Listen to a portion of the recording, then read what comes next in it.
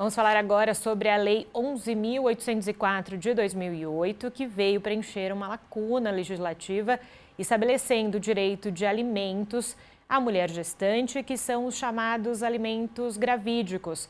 De acordo com o artigo 2 dessa lei, os alimentos gravídicos devem abranger assistência médica, psicológica, internação, alimentos especiais, exames, parto, medicamentos e demais prescrições preventivas, podendo o magistrado considerar outras despesas pertinentes. E sobre esse assunto, a gente conversa agora com Carolina Pereira Campos, ela é especialista em Direito da Família. Bom dia, doutora Carolina, bem-vinda ao Jornal da Rede Alesp, tudo bem? Bom dia, tudo sim. Primeiramente, agradeço o convite.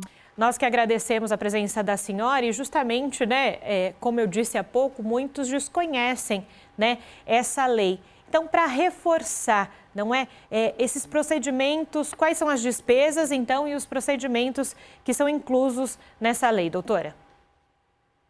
Então, a Lei de Alimentos Gravídicos, como você bem disse, é uma lei que protege, né, esse direito da mulher gestante em receber alimentos. Esses alimentos abrangem as despesas adicionais, né, no período da gravidez e para garantir um parto saudável. A lei é de 2008, são apenas 12 artigos, sendo 6 dessa lei vetados, né? Então, para preencher as lacunas dessa lei, a gente busca respaldo ali na lei de alimentos e no processo civil. Como funciona essa lei? A partir do momento que a mulher descobre a gravidez, ela já pode buscar um advogado para entrar com essa ação. Então, a partir desse momento, o advogado entra com a ação, o réu é citado, né? Tem o prazo de 5 dias para apresentar a defesa, bem diferente das ações comuns, e após é designada já uma audiência una para conciliação e instrução e julgamento. E, doutora, como é que funciona? Depois que a gestante, então, entra com esse pedido, conversa com o advogado, entra com esse pedido, como que volta essa questão para ela? É um valor pago? Como que isso se fundamenta? Como que, então, a gestante efetivamente garante esse direito? Sim, ela vai solicitar, né, com ação judicial, é uma pensão, são valores pagos para alimentos, como você mesmo disse, para exames, despesas adicionais, como alimentos especiais, parto. Então, esse suposto pai é citado para pagar esses valores. É uma pensão mesmo, com E como é feito, valores. então, esse cálculo? Há um cálculo diferenciado para cada gestante ou é um valor fixo, pré-determinado já? Não é um valor fixo. O valor é determinado com aquilo que nós chamamos de um binômio, que é a necessidade e a possibilidade. A necessidade daquele que está recebendo junto com a possibilidade daquele que está pagando. Então, por exemplo, se é uma gravidez de risco, é uma gravidez que precisa de mais cuidados, automaticamente essa gravidez tem uma necessidade maior.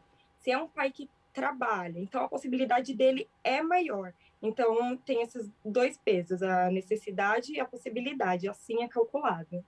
E esse Não tem um cálculo. valor fixo. Perfeito, doutora. Agora, para que a gente, quem está em casa, realmente entenda essa questão. Não há um valor fixo, então há uma análise da situação dessa grávida e do entorno para que ela tenha, então, esse direito assegurado dos alimentos e de todas as outras questões que nós dissemos no início da entrevista. Como que, do momento em que a gestante entra com o pedido até efetivamente, então, esse valor, essa pensão cair no banco em que ela deixou os seus dados. Qual o delay disso? Qual o tempo entre a entrada do processo e o ok, da justiça para isso? Então, é um assunto bem polêmico, né? Porque o artigo 9º da lei trazia que os alimentos eram devidos a partir da citação do réu. Porém, o artigo foi vetado. Aí ficou essa lacuna ali, o legislador não colocou nada para suprir, Então, a doutrina majoritária e a jurisprudência também entendem que esses alimentos são devidos a partir da propositura da ação. Então, a partir do momento que é proposta a ação, os alimentos são devidos. Perfeito, doutora. Agora, uma outra questão quando se fala em gestante, né? Durante a gravidez, por exemplo, se não há uma comprovação de paternidade, como deve ser apresentado, então, mais para frente isso pela gestante? É uma dúvida.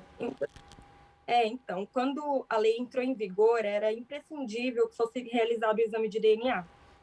Porém, como o exame de DNA é um exame muito invasivo e prejudica tanto o feto quanto a gestante, esse artigo também foi vetado. Não é necessário mais fazer o exame de DNA durante a gestação. Então, a gestante ela deve levar indícios de provas desse relacionamento. Indícios não são provas, indícios são circunstâncias. Então, ela precisa mostrar que ela teve um relacionamento com esse suposto pai. E essa demonstração pode vir através de troca de mensagens, fotos, postagens em redes sociais. E com a tecnologia fica bem mais fácil, né, demonstrar isso. E a gente sempre fala, né, sobre o pagamento, né, de pensão e afins, não é, doutora? Quando que então se pode ter um pedido de prisão para esse pai por falta de pagamento? O não pagamento da pensão dos alimentos gravídicos gera uma dívida alimentar. Essa dívida alimentar pode ser cobrada através de ação de execução e vai seguir os mesmos critérios ali da lei de alimentos. Então, preenchendo ali tudo que a lei de alimentos, que o Código de Processo Civil fala, é possível sim a pedir prisão, bem como a penhora e como qualquer meio coercitivo ali para realizar esse pagamento. É importante ressaltar também que essa despesa não é paga totalmente pelo pai, os gastos são divididos. Agora, me ficou uma dúvida aqui, doutora, e talvez seja a dúvida que muita gente esteja em casa com relação a isso. A lei sobre os alimentos, ela só funciona quando a gestante diz quem é o pai, comprove o pai, ou independente disso? Ela precisa levar indícios que ele é o pai. Não se trata de provas, mas circunstâncias. Então, se ela tem alguma coisa que demonstre que eles mantiveram um relacionamento, o juiz vai analisar esses indícios e é uma ação com provas bem delicadas, né? O juiz não decide assim com 100% de certeza, como geralmente acontece. Ele decide com a mera probabilidade. E agora, para a gente tirar uma outra dúvida, doutora. A gente está falando de lei de alimentos gravídicos. É a mesma lei de pensão alimentícia ou são duas coisas diferentes? Não, são duas leis distintas. A lei de alimentos gravídicos, ela surgiu em 2008, né? Então, ela não é uma lei muito completa, ela tem apenas 12 artigos e 6 são vetados, Sim. Então nós seguimos apenas 50% da lei, e o respaldo a gente busca ali na lei de alimentos e no Código Civil. Perfeito. Eu perguntei isso para a senhora justamente porque muita gente pode ter ficado nessa dúvida, né? Já que estamos falando de pai, né? De poder o pai ser preso se não pagar essa questão da pensão. Agora, uma outra questão importante a gente repercutir aqui. Se a gestante indica equivocadamente o suposto pai, né? Como a senhora mesma usou essa palavra, suposto pai, o valor depois tem de ser ressarcido? Como é que funciona? Em regra, o valor não é devolvido, até porque trata-se de alimentos, né? Alimentos são consumidos e são irrepetíveis, não tem como você devolver esse valor. O que pode acontecer é, achando o verdadeiro pai, esse que arcou com a obrigação, pode entrar com uma ação de regresso cobrando os valores, já que ele assumiu a obrigação no lugar de outro. Agora, doutora, por que essa lei ainda me parece ser pouco conhecida tanto pelas gestantes quanto pela população no geral? Sim, a maioria das pessoas tem conhecimento, né, do dever de pensão alimentícia depois que o bebê nasce, tem conhecimento que é possível buscar a justiça assim que da concepção do bebê, porém não tem essa visão, né, da gestação.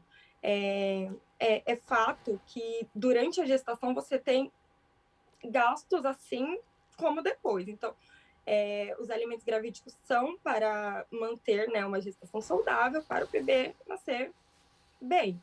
Então, assim, é muito importante, né, a gente abordar melhor esse assunto, falar sobre isso, porque essa ação não é comum no nosso dia a dia, as pessoas não costumam entrar com essa ação. A cada 100 ações de pensão alimentícia, menos de 10 de alimentos gravídicos, mas isso acontece mesmo por falta de comunicação, né, falta de informação. Uma outra questão, a gente está, como a senhora disse há pouco, né? A lei de alimentos gravídicos é diferente da pensão alimentícia. Essa lei de alimentos gravídicos, ela funciona apenas os 9 meses da gestação, depois ela se transforma, então, na pensão alimentícia. Como é que funciona esse processo jurídico, então, disso?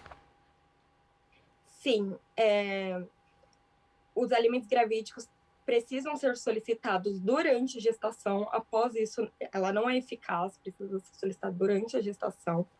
E a partir do nascimento do bebê, esses alimentos são convertidos em pensão alimentícia em favor do infante.